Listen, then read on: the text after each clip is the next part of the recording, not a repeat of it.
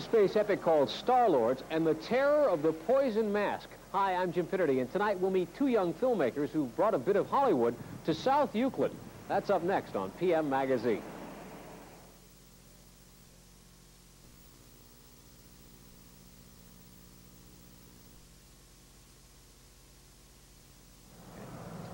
Thank you.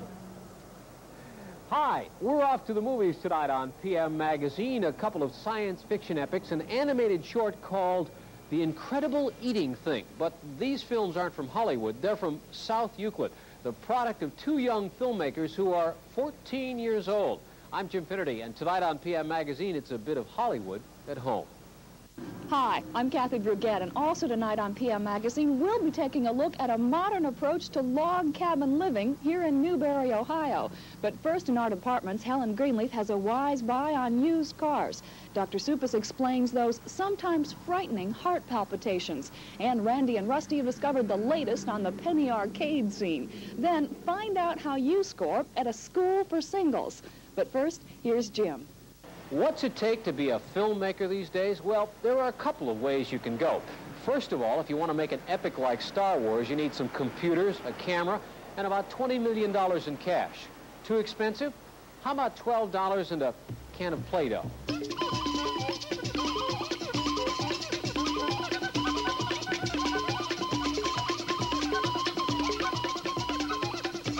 Jungle Thrills may not be on anybody's list of the top 10 films of the year, but the two young men who made it may someday be turning out movies as big as Star Wars.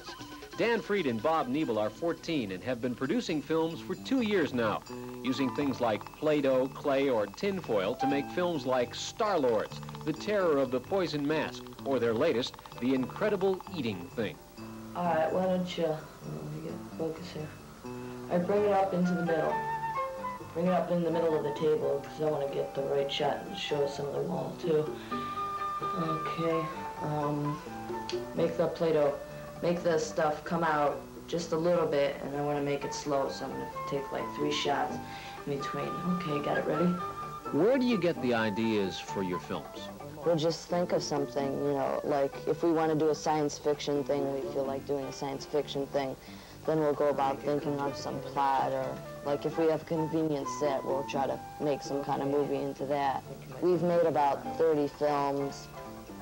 Some are science fiction, some are animation, some are pixelation, and just a lot of different things.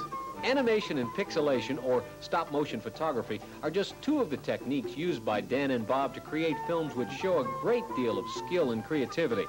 Step by painstaking step, each piece of clay must be moved and 3 frames shot until the final picture emerges. How did you get started making movies? I started by filming my cats and doing different things, and I got better as I kept on making more movies and getting into better plots and more expensive sets, and then he got a camera because he got interested in it from me.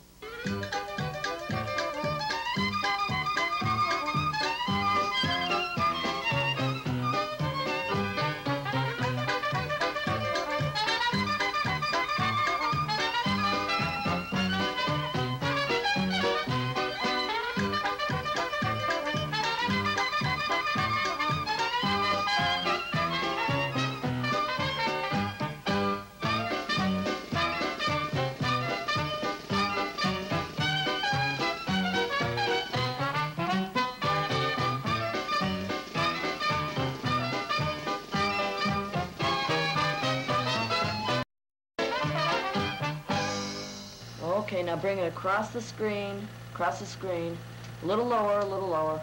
All right, now bring it right into the camera, a little lower. Okay, now bring it right over. Okay, that's perfect. I think we can use that. Okay, that's good. Much of Bob and Dan's work centers on science fiction, spaceships shot against a black cloth with holes to represent stars. If the one on the right looks like a television aerial in tinfoil, that's because it is. How tight a budget do you work on?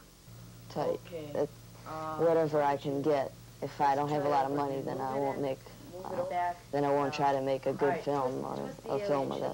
I'll film outside or do something where I don't need to buy anything. Luckily, Dan and Bob don't have any budgetary problems in the casting department either. friends eagerly line up for a role in the movie maker's flicks, even when it means covering your face with pantyhose or your body with blankets in epics like The Outer Space Pit and Pendulum. How do you come up with the special effects that you guys use? Most people know how to do those. It's not a big thing, you know. For instance? Well, with the outer space, we'll take a black cloth and poke holes in it and put bright lights behind it. But, you know, you can find that in a book, or it's obvious. Sometimes we'll use a slide for that.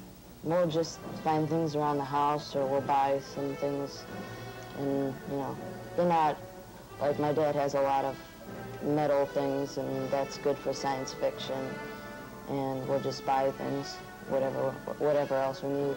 And when you need blood, well, ketchup does the trick, even if it is a bit messy to clean up.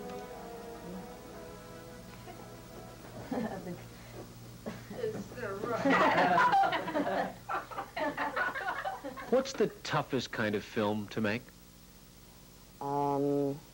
Probably a tie between animation and science fiction, because animation, sometimes you'll make them too fast, or it doesn't, or it comes out black because you use the wrong settings and things. And science fiction, that's, you know, hard to get the good special effects.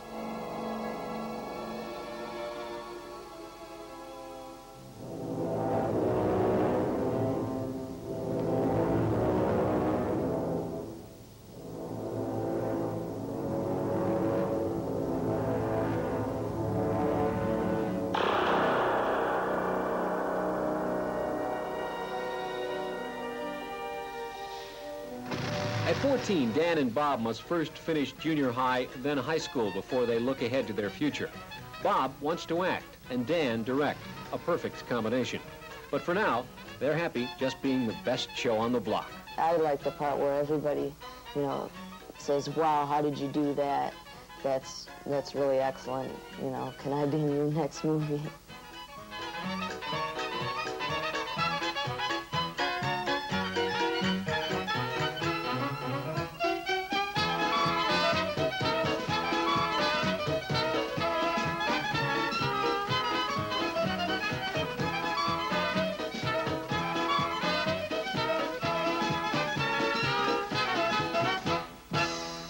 I know that directors don't like to give away details of their upcoming projects, but I'll give you a little inside information on the boys' next film.